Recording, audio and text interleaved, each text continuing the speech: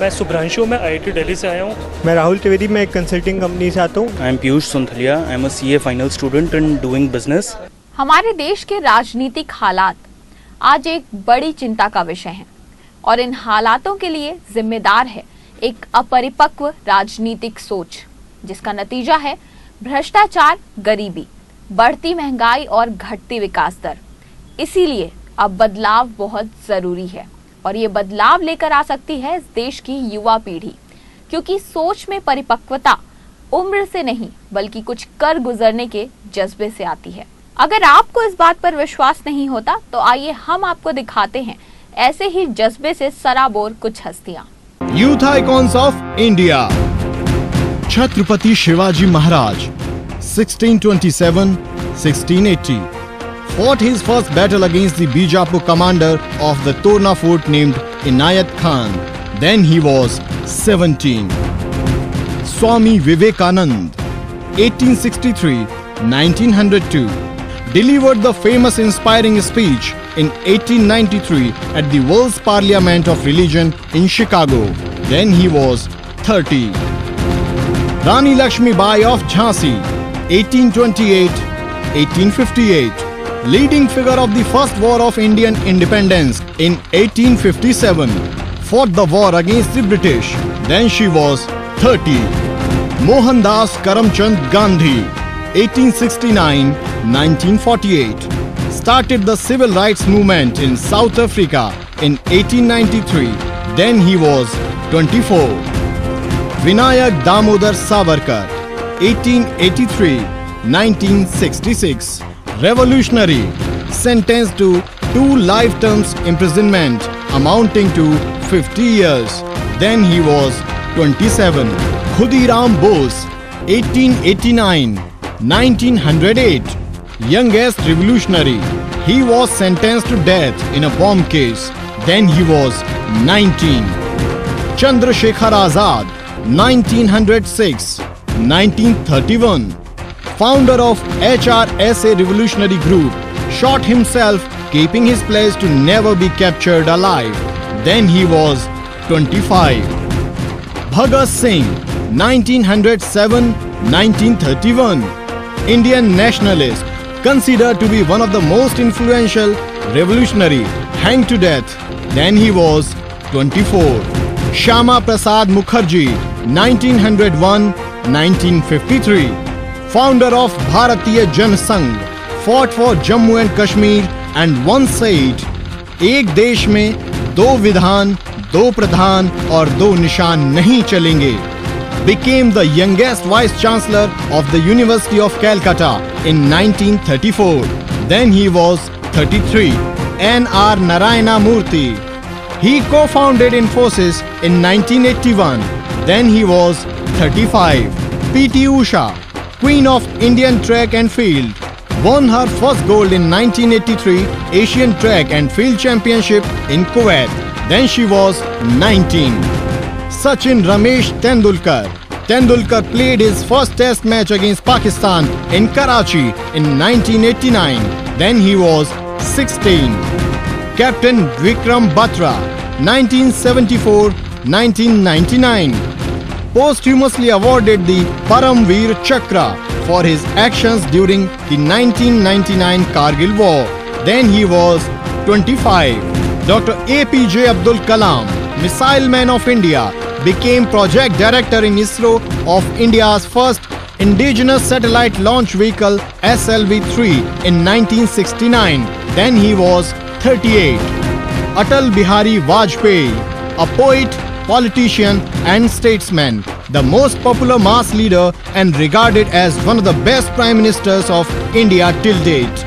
In 2012, he was chosen 3rd greatest Indian in a nationwide poll held by History TV and CNN IBN.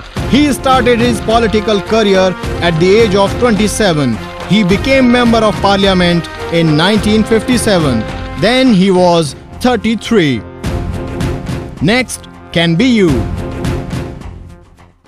जी हाँ, इसी जज्बे की आज सख्त जरूरत है हमारे देश को। इसीलिए युवाओं को राजनीति से जोड़ने की पहल की है भारतीय जनता युवा मोर्चा ने स्टडी सर्कल के जरिए। भारतीय जनता युवा मोर्चा ने स्टडी सर्कल की शुरुआत की आज के युवाओं की जीवन शैली को देखते हुए।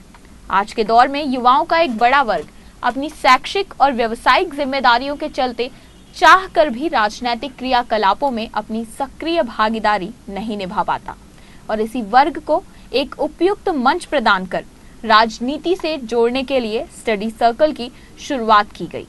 आइए जानते हैं स्टडी सर्कल के संयोजक श्री जयराम विप्लव से स्टडी सर्कल की शुरुआत के पीछे की संकल्पना को। सुखी, समृद्ध और संभावनामय जीवन की कल्पना हम सभी करते हैं। एक कहावत है कि राजनीति को आप नहीं चुनते, राजनीति आपको चुनती है। भारतीय जनता युवा मोर्चा स्टडी सर्किल उन युवाओं में विशेषकर जिनके पास सामाजिक, शैक्षणिक और व्यावसायिक व्यस्तताओं के कारण राजनीतिक कार्यकलापों में भाग लेने की भागीदारी का अवसर उनको नहीं मिल पाता है, ऐसे युवाओं को जोड़ने का एक प्रयास है ताकि वो भी जिस स्तर पर हो सके देश और समाज की सेवा के लिए अपना योगदान दे सके। हाल ही में 2 अक्टूबर को स्टडी सर्कल के एक कार्यक्रम के अंतर्गत पॉलिटिक्स ऑफ डेवलपमेंट विषय पर एक विचार गोष्ठी का आयोजन किया गया। इस विचार गोष्ठी के मुख्य वक्ता थे भारतीय जनता पार्टी के राष्ट्रीय अध्यक्ष श्री नितिन गडकरी। साथ ही भारतीय जनता युवा मोर्चा के राष्ट्रीय अध्यक्ष श्री अनुराग ठाकुर भी इस कार्यक्रम में सम्मिलित हुए। आइए आपको दिखाते हैं इस कार्यक्रम की कुछ झलकियां।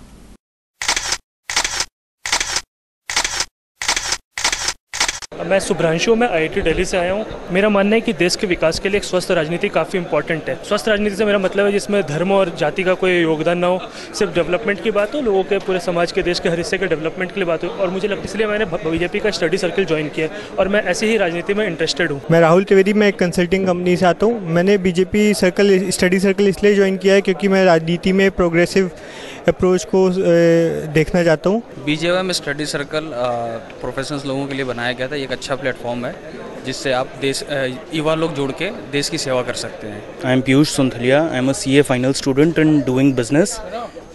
आज मैं अपने फ्रेंड के रिकमेंडेशन पर यहाँ पर आया और आज जो ये यहाँ पर कॉन्फ्रेंस हुआ है उसका सब्जेक्ट मुझे बहुत प्रोग्रेसिव लगा, बहुत बढ़िया लगा, पॉलिटिक्स ऑफ डेवलपमेंट का। CA Neeraj Pandey, working with a multinational company. मैं भारतीय जनता युवा मोर्चा स्टडी सर्कल से जुड़ा हूँ और मैं ये मानता हूँ कि राष्ट्र के निर्माण के लिए अच्छे लोगों के आने की बहुत ज़रूरत है और सक्रिय भागीदारी निभाने की काफ़ी ज़रूरत है। इसी कारणवश मैं आज यहाँ हूँ और बहुत सारे लोग हमारे साथ आए हैं जो मैं सरप्राइज था कि इतने सारे प्रोफेशनल्स जुड़ना चाहते हैं और इसी विचारधारा को आगे बढ़ाना चाहते हैं। इस कार्यक्रम में श्री अनुराग ठाकुर ने पॉलिटिक्स ऑफ डेवलपमेंट विषय पर बोलते हुए कहा कि इसका सबसे बड़ा उदाहरण है भाजपा शासित राज्य। क्या सही मायने में भारत के उन राज्यों में जिन्होंने कभी विकास नहीं देखा था, जहां पर सड़क कम और गड्ढे ज्यादा नजर आते थे, वहां पर विकास हुआ है और विकास के नाम पर वापस सरकारें इस देश में बनी हैं।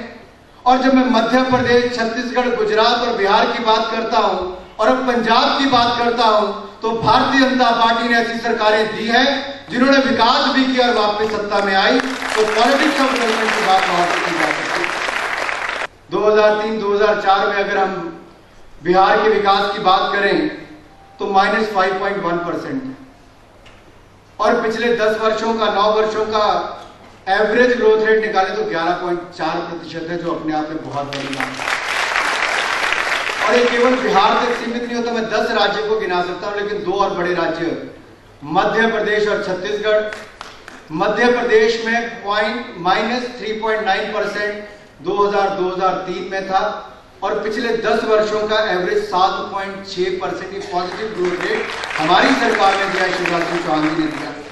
छत्तीसगढ़ में -0.6% 2002-2003 में था और पिछले 10 वर्षों का अगर लेखा जोखा देखा जाए तो 8.6% ग्रोथ रेट हमारी सरकार ने दिया। ये एवरेज है, ये अपने आप में बहुत बड़ी बात है।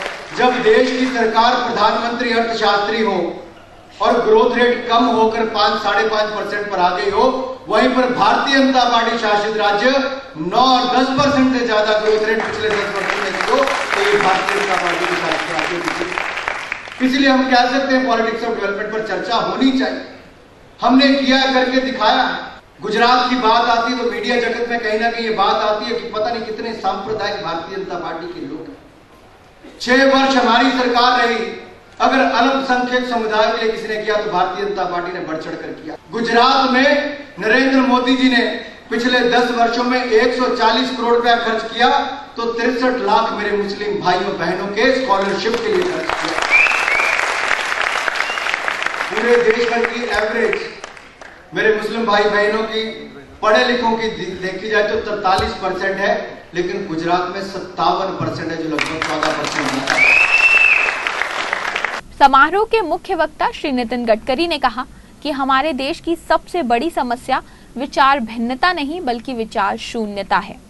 युवाओं को संबोधित करते हुए उन्होंने कहा कि युवा कल के नहीं बल्कि आज के नागरिक हैं और युवाओं के विजन से ही देश के भविष्य को बदला जा सकता है। कभी कभी लोग मुझे पूछते हैं कि देश की बहुत बड़ी समस्या है कि देश में विचार भिन्नता है, तो मैं कभी कभी कहता हूँ विचार भिन्नता ये हमारी समस्या नहीं है, विचार शून्यता ये हमारी सबसे बड़ी समस्या है। सही रहे कि गलत रहे, पर कुछ न कुछ विचार रखकर ईमानदारी से काम करने वाले लोगों की देश के लिए आवश्यकता है। दूसरी बात, आप युवा हैं और युवाओं के बारे में ऐसा है कि आप कल के नहीं आज के नागरिक हैं। आपकी सोच, आपकी विजन, आपकी कार्य क्षमता आपके व्यक्तित्व को, आपके जीवन को, सामाजिक जीवन को और देश को आगे ले जा सकती है। और मैं समझता हूं कि आप में बहुत बड़ी ताकत है। अगर आपको सही दिशा मिलेगी, सही जानकारियां मिलेगी, सही विचार मिलेगा, सही कार्यक्रम मिलेगा, तो स्काई इज द लिमिट। आप सब में क्षमता है देश के तकदीर को और देश के भविष्य को बदलने की। श्री गडकरी ने कहा कि हमारा देश एक धनवान देश है, यहाँ संसाधनों की कोई कमी नहीं है, लेकिन सही नीतियां ना अपनाने की वजह से हमारे देश के लोग गरीब हैं। उन्होंने बताया कि wrong economic policies, bad and corrupt governance और विजनलेस लीडरशिप हमारे देश की सबसे बड़ी कमजोरी है। मैं आपको जो बात कहना चाहूंगा कि we are a rich nation with a poor population. हमारा देश धनवान है, पर हमने सही नीतियां नहीं अपनाई। Wrong economic policies, bad and corrupt governance, visionless leadership and not taking decision, ये हमारी देश की सबसे बड़ी कमजोरी। हमारे पास सब कुछ है, हमारे पास जमीन है, नदियां है, पर्वत है, हमारे साहित्य, संस्कृति, इतिहास, विरासत बहुत श्रेष्ठ है। विज्ञान, तंत्र विज्ञान में हम प्रगति कर रहे हैं।